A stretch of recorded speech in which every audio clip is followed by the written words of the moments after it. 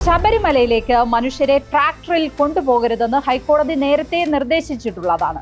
സ്വാമി Ayyappan road വഴി ചരക്ക് കൊണ്ടുപോകാൻ മാത്രമേ ട്രാക്ടർ ഉപയോഗിക്കാൻ അനുവാദമുള്ളൂ. ഈ കർശന നിർദ്ദേശം നിലനിൽക്കുമ്പോഴാണ് ADGPയുടെ യാത്ര. നിയമവിരുദ്ധമാണ് എന്ന് അറിഞ്ഞു തന്നെയാണ് ADGP ട്രാക്ടറിൽ കയറിയത്. ക്യാമറ ഇല്ലാത്ത ഭാഗം നോക്കിയായിരുന്നു ട്രാക്ടർ നിർത്തിയിട്ടതും ADGP കയറിയതും മടങ്ങി വന്ന് ഇറങ്ങിയതും. ആരോഗ്യ പ്രശ്നമുണ്ടെങ്കിൽ ആംബുലൻസ് ആണ് വിളിക്കേണ്ടത്, ട്രാക്ടർ അല്ല എന്നാണ് ഹൈക്കോടതി പറഞ്ഞത്. ഹൈക്കോടതി രൂക്ഷ വിമർശനം ഉന്നയിച്ചതിന് പിന്നാലെ പോലീസ് ചെയ്തതാണ് ഏറ്റവും ചിരിപ്പിച്ച നടപടി. ട്രാക്ടർ ഓടിച്ച പോലീസുകാരനെതിരെ കേസെടുത്തു.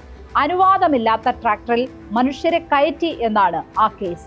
ആ കയറിയ മനുഷ്യൻ ADGP MR അജിത് കുമാർ ആണെന്ന് FIR-ൽ ഒരിടത്തും പറയുന്നില്ല. ADGP വന്ന് നിന്ന് കൊണ്ടുപോകാൻ പറഞ്ഞാൽ പാവപ്പെട്ട പോലീസുകാരൻ എന്തു ചെയ്യാനാണ്? അനുസരിക്കുക എന്നതല്ലാതെ ഡ്രൈവർക്ക് മുന്നിൽ വേറെ എന്താണ് പോംവഴിയുള്ളത്? അതും കേരള പോലീസിന്റെ സ്വന്തം ട്രാക്ടർ.